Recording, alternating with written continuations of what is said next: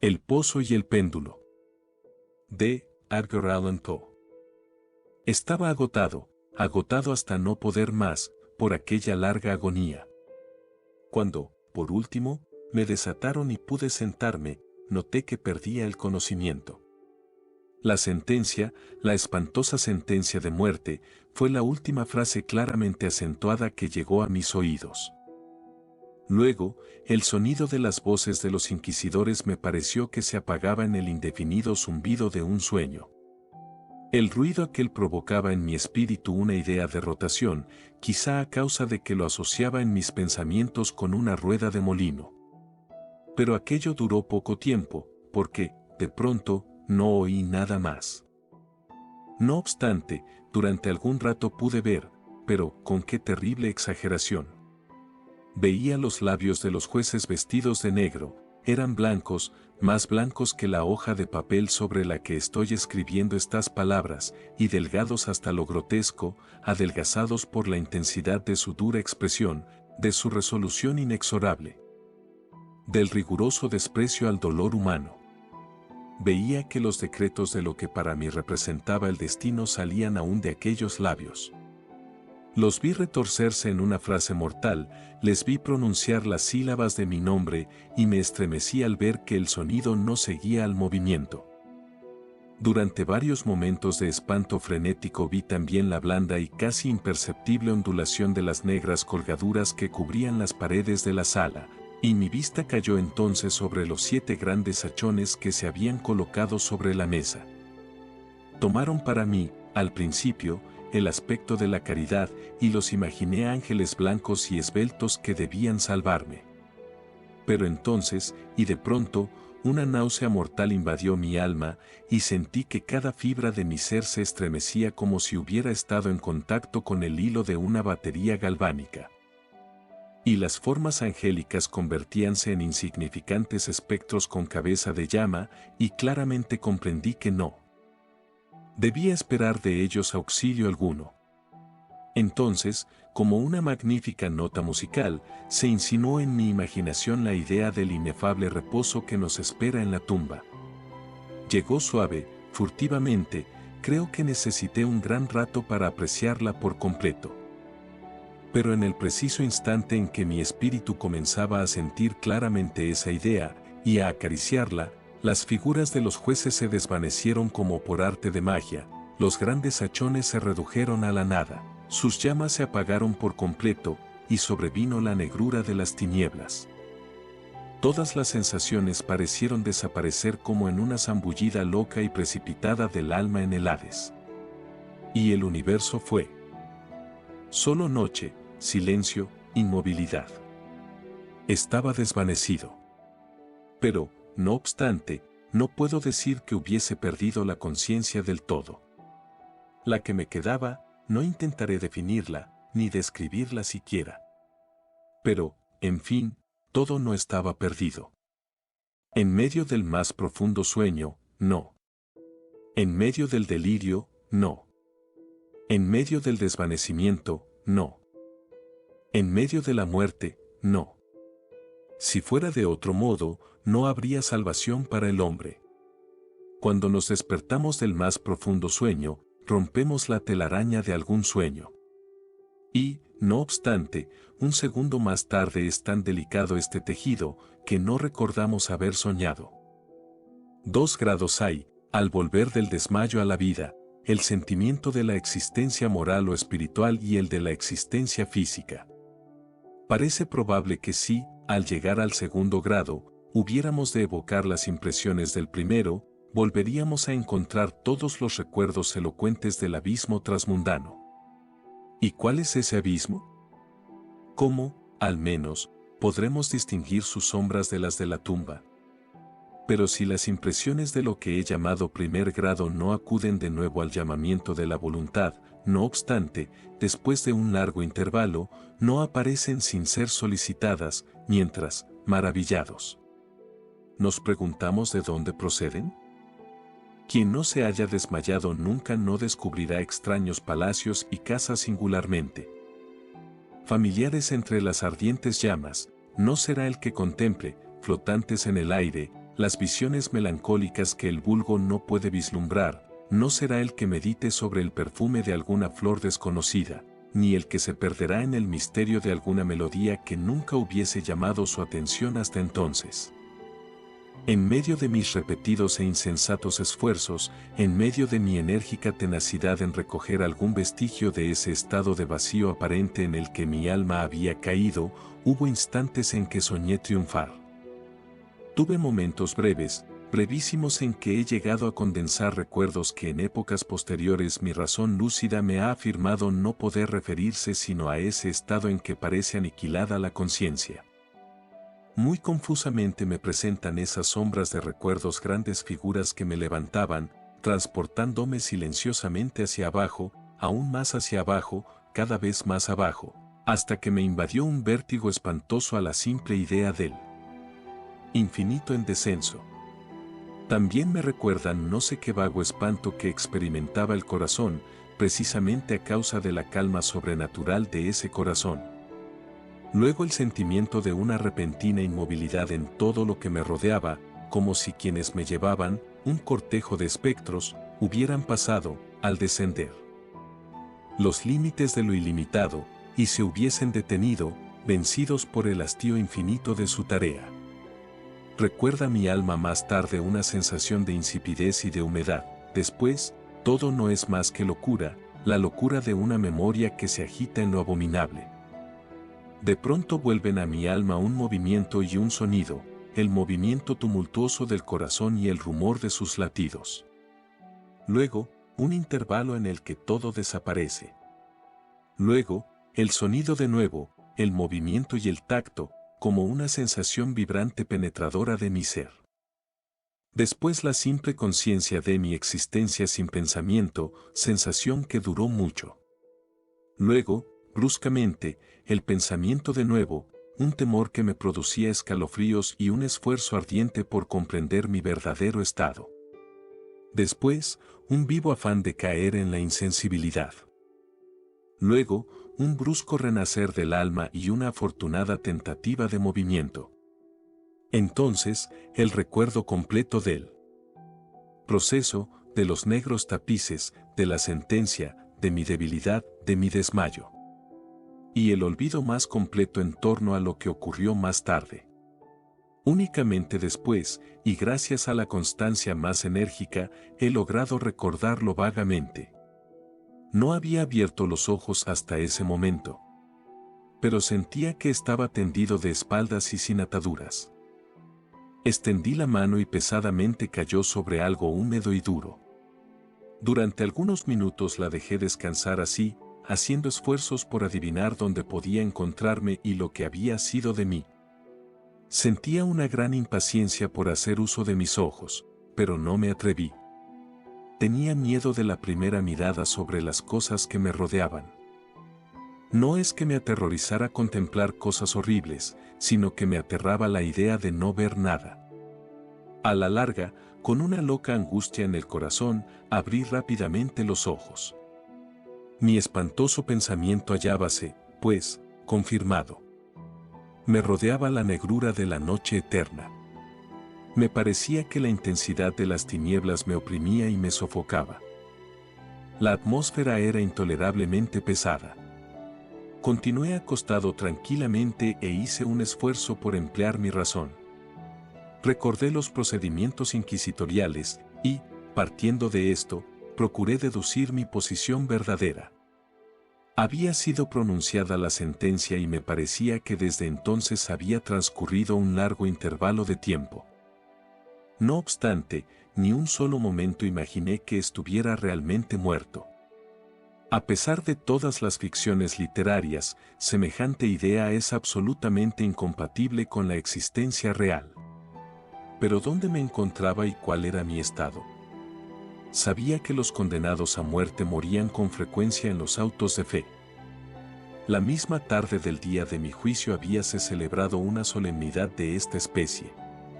¿Me habían llevado, acaso, de nuevo a mi calabozo para aguardar en él el próximo sacrificio que había de celebrarse meses más tarde?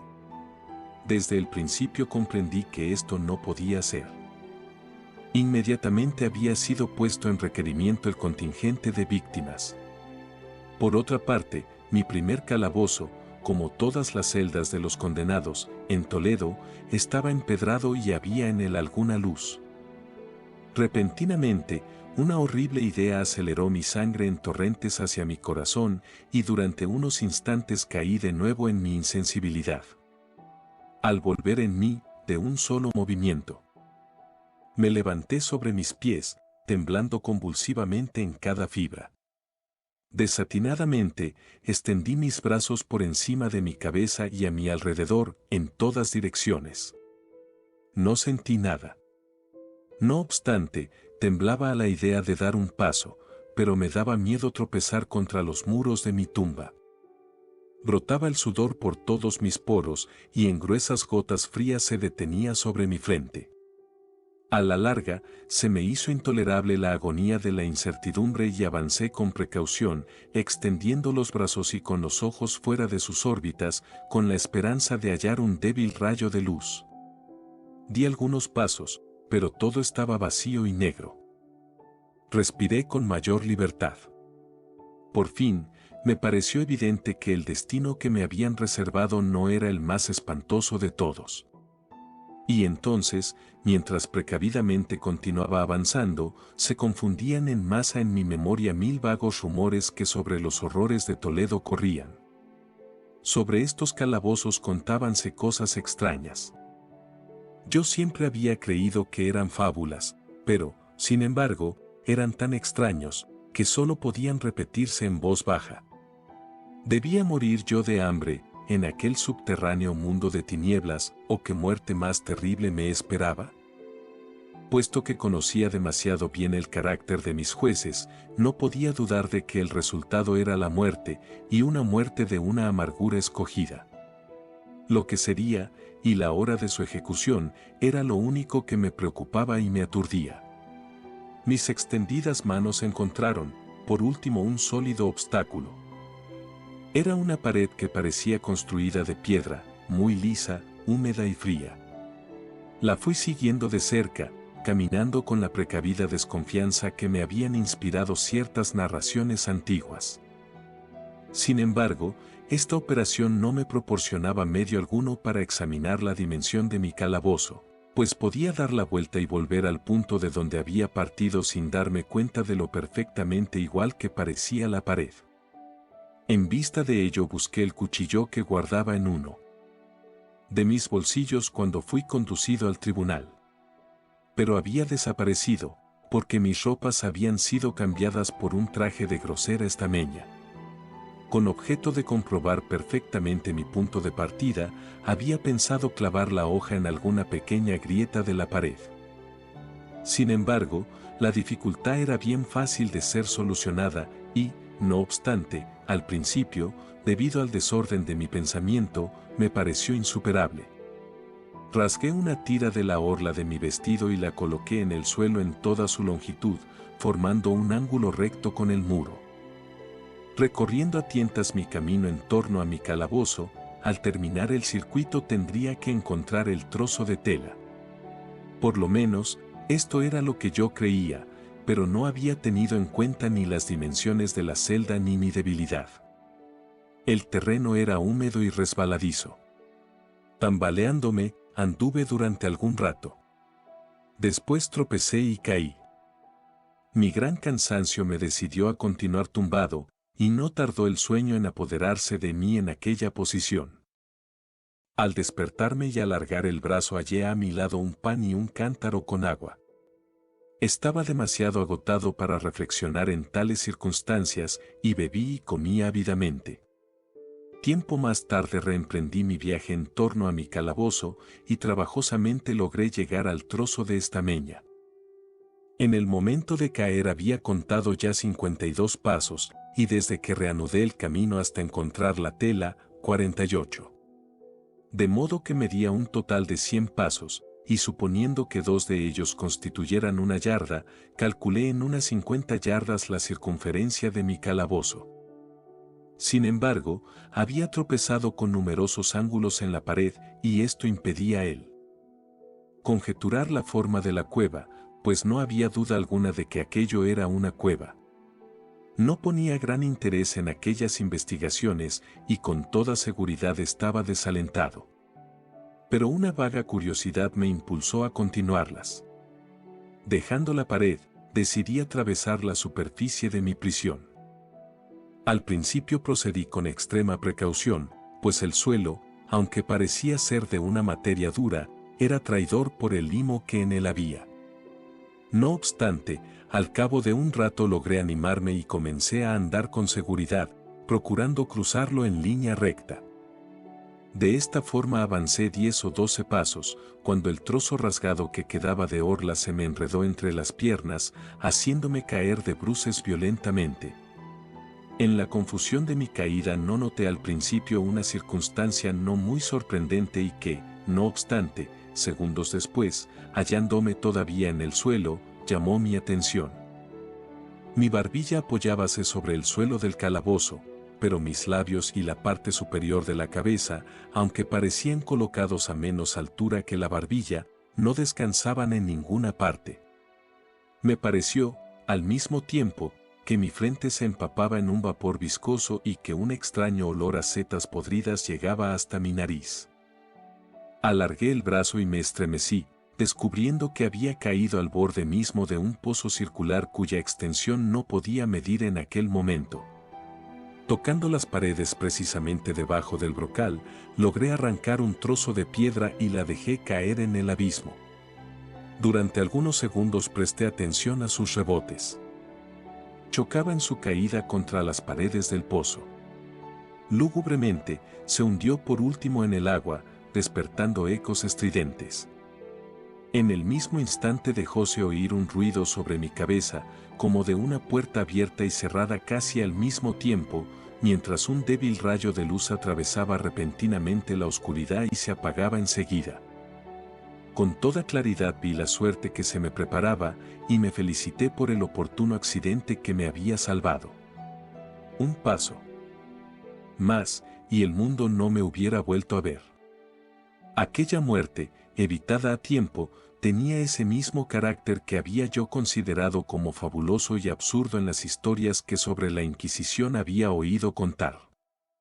Las víctimas de su tiranía no tenían otra alternativa que la muerte, con sus crueles agonías físicas o con sus abominables torturas morales. Esta última fue la que me había sido reservada. Mis nervios estaban abatidos por un largo sufrimiento, hasta el punto que me hacía temblar el sonido de mi propia voz y me consideraba por todos motivos una víctima excelente para la clase de tortura que me aguardaba. Temblando, retrocedí a tientas hasta la pared, decidido a dejarme morir antes que afrontar el horror de los pozos que en las tinieblas de la celda multiplicaba mi imaginación. En otra situación de ánimo hubiese tenido el suficiente valor para concluir con mis miserias de una sola vez, lanzándome a uno de aquellos abismos, pero en aquellos momentos era yo el más perfecto de los cobardes. Por otra parte, me era imposible olvidar lo que había leído con respecto a aquellos pozos, de los que se decía que la extinción repentina de la vida era una esperanza cuidadosamente excluida por el genio infernal de quien los había concebido. Durante algunas horas me tuvo despierto la agitación de mi ánimo. Pero, por último, me adormecí de nuevo. Al despertarme, como la primera vez, hallé a mi lado un pan y un cántaro de agua. Me consumía una sed abrasadora, y de un trago vacié el cántaro. Algo debía de tener aquella agua, pues apenas bebí sentí unos irresistibles deseos de dormir. Caí en un sueño profundo parecido al de la muerte. No he podido saber nunca cuánto tiempo duró, pero, al abrir los ojos, pude distinguir los objetos que me rodeaban. Gracias a una extraña claridad sulfúrea, cuyo origen no pude descubrir al principio, podía ver la magnitud y aspecto de mi cárcel. Me había equivocado mucho con respecto a sus dimensiones. Las paredes no podían tener más de 25 yardas de circunferencia. Durante unos minutos, ese descubrimiento me turbó grandemente, turbación en verdad pueril, ya que, dadas las terribles circunstancias que me rodeaban, ¿Qué cosa menos importante podía encontrar que las dimensiones de mi calabozo? Pero mi alma ponía un interés extraño en las cosas nimias y tenazmente me dediqué a darme cuenta del error que había cometido al tomar las medidas a aquel recinto. Por último se me apareció como un relámpago la luz de la verdad. En mi primera exploración había contado 52 pasos hasta el momento de caer. En ese instante debía encontrarme a 1 o 2 pasos del trozo de tela. Realmente, había efectuado casi el circuito de la cueva. Entonces me dormí, y al despertarme, necesariamente debí de volver sobre mis pasos, creando así un circuito casi doble del real. La confusión de mi cerebro me impidió darme cuenta de que había empezado la vuelta con la pared a mi izquierda y que la terminaba teniéndola a la derecha. También me había equivocado por lo que respecta a la forma del recinto. Tanteando el camino, había encontrado varios ángulos, deduciendo de ello la idea de una gran irregularidad. Tan poderoso es el efecto de la oscuridad absoluta sobre el que sale de un letargo o de un sueño. Los ángulos eran, sencillamente, producto de leves depresiones o huecos que se encontraban a intervalos desiguales. La forma general del recinto era cuadrada. Lo que creí mampostería parecía ser ahora hierro u otro metal dispuesto en enormes planchas, cuyas suturas y junturas producían las depresiones. La superficie de aquella construcción metálica estaba embadurnada groseramente con toda clase de emblemas horrorosos y repulsivos, nacidos de la superstición sepulcral de los frailes. Figuras de demonios con amenazadores gestos, con formas de esqueleto y otras imágenes del horror más realista llenaban en toda su extensión las paredes. Me di cuenta de que los contornos de aquellas monstruosidades estaban suficientemente claros, pero que los colores parecían manchados y estropeados por efecto de la humedad del ambiente. Vi entonces que el suelo era de piedra. En su centro había un pozo circular, de cuya boca había yo escapado, pero no vi que hubiese alguno más en el calabozo. Todo esto lo vi confusamente y no sin esfuerzo, pues mi situación física había cambiado mucho durante mi sueño. Ahora, de espaldas, estaba acostado cuán largo era sobre una especie de armadura de madera muy baja. Estaba atado con una larga tira que parecía de cuero. Enrollábase en distintas vueltas en torno a mis miembros y a mi cuerpo, dejando únicamente libres mi cabeza y mi brazo izquierdo. Sin embargo, tenía que hacer un violento esfuerzo para alcanzar el alimento que contenía un plato de barro que habían dejado a mi lado sobre el suelo. Con verdadero terror me di cuenta de que el cántaro había desaparecido, y digo con terror porque me devoraba una sed intolerable. Creí entonces que el plan de mis verdugos consistía en exasperar esta sed, puesto que el alimento que contenía el plato era una carne cruelmente salada. Levanté los ojos y examiné el techo de mi prisión. Hallábase a una altura de 30 o 40 pies y parecíase mucho, por su construcción, a las paredes laterales. En una de sus caras llamó mi atención una figura de las más singulares. Era una representación pintada del tiempo, tal como se acostumbra a representarle, pero en lugar de la guadaña tenía un objeto que a primera vista creí se trataba de un enorme péndulo como los de los relojes antiguos. No obstante, algo había en el aspecto de aquella máquina que me hizo mirarla con más detención. Mientras la observaba directamente, mirando hacia arriba, pues hallábase colocada exactamente sobre mi cabeza, me pareció ver que se movía. Un momento después se confirmaba mi idea. Su balanceo era corto y, por tanto, muy lento. No sin cierta desconfianza, y, sobre todo, con extrañeza la observé durante unos minutos. Cansado, al cabo de vigilar su fastidioso movimiento, volví mis ojos a los demás objetos de la celda. Un ruido leve atrajo mi atención. Miré al suelo y vi algunas enormes ratas que lo cruzaban.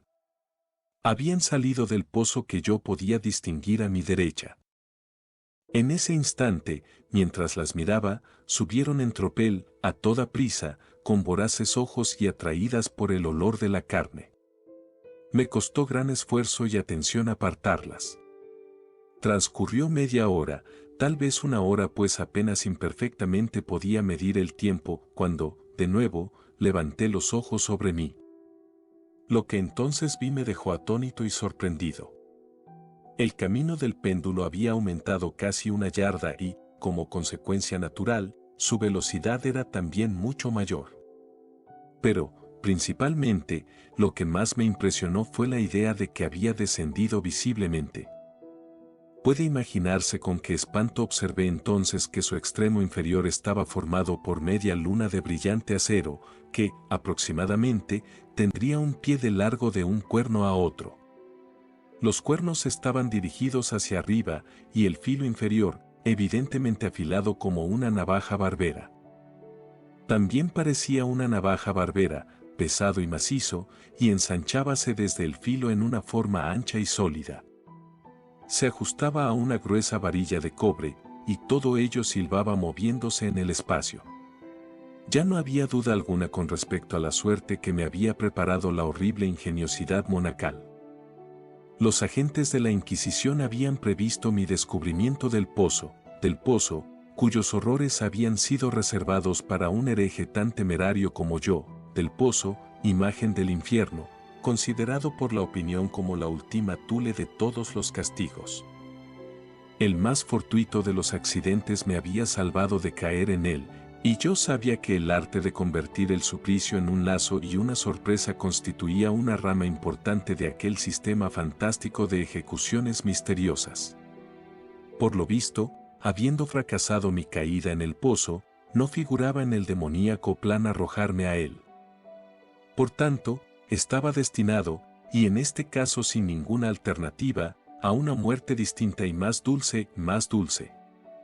En mi agonía, pensando en el uso singular que yo hacía de esta palabra, casi sonreí. ¿Para qué contar las largas, las interminables horas de horror, más que mortales, durante las que conté las vibrantes oscilaciones del acero? Pulgada a pulgada, línea a línea, descendía gradualmente, efectuando un descenso solo apreciable a intervalos que eran para mí más largos que siglos. Y cada vez más, seguía bajando. Pasaron días, tal vez muchos días, antes que llegase a balancearse lo suficientemente cerca de mí para abanicarme con su aire acre. Hería mi olfato el olor de acero afilado. Rogué al cielo, cansándolo con mis súplicas, que hiciera descender más rápidamente el acero. Enloquecí, me volví frenético, hice esfuerzos para incorporarme e ir al encuentro de aquella espantosa y movible cimitarra. Y luego, de pronto, se apoderó de mí una gran calma y permanecí tendido sonriendo a aquella muerte brillante, como podría sonreír un niño a un juguete precioso. Transcurrió luego un instante de perfecta insensibilidad. Fue un intervalo muy corto. Al volver a la vida no me pareció que el péndulo hubiera descendido una altura apreciable. No obstante, es posible que aquel tiempo hubiese sido larguísimo. Yo sabía que existían seres infernales que tomaban nota de mi desvanecimiento y que a su capricho podían detener la vibración. Al volver en mí, sentí un malestar y una debilidad indecibles como resultado de una enorme inanición. Aún entre aquellas angustias, la naturaleza humana suplicaba el sustento. Con un esfuerzo penoso, extendí mi brazo izquierdo tan lejos como mis ligaduras me lo permitían, y me apoderé de un pequeño sobrante que las ratas se habían dignado dejarme. Al llevarme un pedazo a los labios, un informe pensamiento de extraña alegría, de esperanza, se alojó en mi espíritu. No obstante, ¿qué había de común entre la esperanza y yo? Repito que se trataba de un pensamiento informe. Con frecuencia tiene el hombre pensamientos así, que nunca se completan. Me di cuenta de que se trataba de un pensamiento de alegría, de esperanza, pero comprendí también que había muerto al nacer. Me esforcé inútilmente en completarlo, en recobrarlo. Mis largos sufrimientos habían aniquilado casi por completo las ordinarias facultades de mi espíritu. Yo era un imbécil, un idiota. La oscilación del péndulo se efectuaba en un plano que formaba ángulo recto con mi cuerpo. Vi que la cuchilla había sido dispuesta de modo que atravesara la región del corazón. Rasgaría la tela de mi traje, volvería luego y repetiría la operación una y otra vez. A pesar de la gran dimensión de la curva recorrida unos 30 pies, más o menos la silbante energía de su descenso, que incluso hubiera podido cortar aquellas murallas de hierro, todo cuanto podía hacer, en resumen, y durante algunos minutos, era rasgar mi traje. Y en este pensamiento me detuve. No me atrevía a ir más allá de él. Insistí sobre él con una sostenida atención, como si con esta insistencia hubiera podido parar allí el descenso de la cuchilla. Empecé a pensar en el sonido que produciría ésta al pasar sobre mi traje y en la extraña y penetrante sensación que produce el roce de la tela sobre los nervios. Pensé en todas esas cosas hasta que los dientes me rechinaron. Más bajo aún. Deslizábase cada vez más bajo. Yo hallaba un placer frenético en comparar su velocidad de arriba a abajo con su velocidad lateral. Ahora, hacia la derecha, ahora, hacia la izquierda. Después se iba lejos, lejos, y volvía luego, con el chillido de un alma condenada, hasta mi corazón con él. Andar furtivo del tigre. Yo aullaba y reía alternativamente, según me dominase una u otra idea. Más bajo, invariablemente, inexorablemente más bajo. Movíase a 3 pulgadas de mi pecho. Furiosamente, intenté libertar con violencia mi brazo izquierdo. Estaba libre solamente desde el codo hasta la mano. Únicamente podía mover la mano desde el plato que habían colocado a mi lado hasta mi boca, solo esto, y con un gran esfuerzo. Si hubiera podido romper las ligaduras por encima del codo, hubiese cogido el péndulo e intentado detenerlo, lo que hubiera sido como intentar detener una avalancha. Siempre más bajo, incesantemente, inevitablemente más bajo. Respiraba con verdadera angustia y me agitaba a cada vibración. Mis ojos seguían el vuelo ascendente de la cuchilla y su caída, con el ardor de la desesperación más enloquecida, espasmódicamente, cerrábanse en el momento del descenso sobre mí. Aun cuando la muerte hubiera sido un alivio, oh, qué alivio más indecible. Y, sin embargo, temblaba con todos mis nervios al pensar que bastaría que la máquina descendiera un grado para que se precipitara sobre mi pecho el hacha afilada y reluciente. Y mis nervios temblaban y hacían encoger todo mi ser a causa de la esperanza. Era la esperanza triunfante aún sobre el potro, que dejábase oír al oído de los condenados a muerte, incluso en los calabozos de la Inquisición.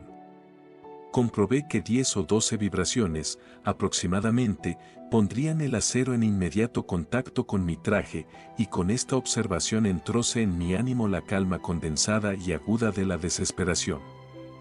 Desde hacía muchas horas, desde hacía muchos días, tal vez, pensé por primera vez. Se me ocurrió que la tira o correa que me ataba era de un solo trozo. Estaba atado con una ligadura continuada. La primera mordedura de la cuchilla de la media luna, efectuada en cualquier lugar de la correa, tenía que desatarla lo suficiente para permitir que mi mano la desenrollara de mi cuerpo. Pero qué terrible era, en este caso, su proximidad. El resultado de la más ligera sacudida había de ser mortal. Por otra parte, ¿habrían previsto o impedido esta posibilidad los secuaces del verdugo? ¿Era probable que en el recorrido del péndulo atravesasen mi pecho las ligaduras? Temblando al imaginar frustrada mi débil esperanza, la última, realmente, levanté mi cabeza lo bastante para ver bien mi pecho.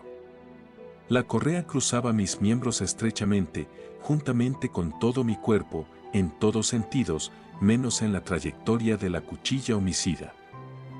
Aún no había dejado caer de nuevo mi cabeza en su primera posición, cuando sentí brillar en mi espíritu algo que solo sabría definir, aproximadamente, diciendo que era la mitad no formada de la idea de libertad que ya he expuesto y de la que vagamente había flotado en mi espíritu una sola mitad cuando llevé a mis labios ardientes el alimento. Ahora, la idea entera estaba allí presente, débil, apenas viable, casi indefinida, pero, en fin, completa. Inmediatamente, con la energía de la desesperación, intenté llevarla a la práctica. Hacía varias horas que cerca del caballete sobre el que me hallaba acostado se encontraba un número incalculable de ratas. Eran tumultuosas, atrevidas, voraces.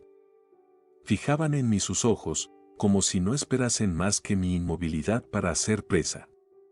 ¿A qué clase de alimento pensé se habrá acostumbrado en este pozo? Menos una pequeña parte, y a pesar de todos mis esfuerzos para impedirlo, había devorado el contenido del plato, pero a la larga, la uniformidad maquinal de ese movimiento le había restado eficacia. Aquella plaga, en su voracidad, dejaba señales de sus agudos dientes en mis dedos. Con los restos de la carne aceitosa y picante que aún quedaba, froté vigorosamente mis ataduras hasta donde me fue posible hacerlo, y hecho esto retiré mi mano del suelo y me quedé inmóvil y sin respirar. Al principio, lo repentino del camino y el cese del movimiento hicieron que los voraces animales se asustaran. Se apartaron, alarmados, y algunos volvieron al pozo. Pero esta actitud no duró más que un instante. No había yo contado en vano con su glotonería. Viéndome sin movimiento, una o dos o más atrevidas se encaramaron por el caballete y oliscaron la correa. Todo esto me pareció el preludio de una invasión general. Un nuevo tropel surgió del pozo. Agarrándose a la madera, la escalaron y a centenares saltaron sobre mi cuerpo. Nada las asustaba el movimiento regular del péndulo. Lo esquivaban y trabajaban activamente sobre la engrasada tira. Se apretaban moviéndose y se amontonaban incesantemente sobre mí. Sentía que se retorcían sobre mi garganta, que sus fríos hocicos buscaban mis labios. Me encontraba medio sofocado por aquel peso que se multiplicaba constantemente. Un asco espantoso, que ningún hombre ha sentido en el mundo, henchía mi pecho y helaba mi corazón como un pesado vómito. Un minuto más, y me daba cuenta de que en más de un sitio habían de estar cortadas. Con una resolución sobrehumana, continué inmóvil. No me había equivocado en mis cálculos. Mis sufrimientos no habían sido vanos. Sentí luego que estaba libre. En pedazos, colgaba la correa en torno de mi cuerpo. Pero el movimiento del péndulo efectuábase ya sobre mi pecho. El estameña de mi traje había sido atravesada y cortada la camisa. Efectuó dos oscilaciones más, y un agudo dolor atravesó mis nervios. Pero había llegado el instante de salvación. A un ademán de mis manos, huyeron tumultuosamente mis libertadoras. Con un movimiento tranquilo y decidido, prudente y oblicuo, lento y aplastándome contra el banquillo, me deslicé fuera del abrazo y de la tira y del alcance de la cimitarra. Cuando menos, por el momento estaba libre. Libre. Y en las garras de la Inquisición. Apenas había escapado de mi lecho de horror, apenas hube dado unos pasos por el suelo de mi calabozo, cesó el movimiento de la máquina infernal y la oí subir atraída hacia el techo por una fuerza invisible.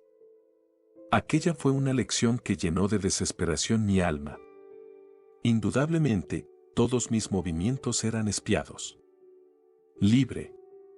Había escapado de la muerte bajo una determinada agonía, solo para ser entregado a algo peor que la muerte misma, y bajo otra nueva forma. Pensando en ello, fijé convulsivamente mis ojos en las paredes de hierro que me rodeaban. Algo extraño, un cambio que en principio no pude apreciar claramente, se había producido con toda evidencia en la habitación. Durante varios minutos en los que estuve distraído, lleno de ensueños y escalofríos, me perdí en conjeturas vanas e incoherentes. Por primera vez me di cuenta del origen de la luz sulfurosa que iluminaba la celda.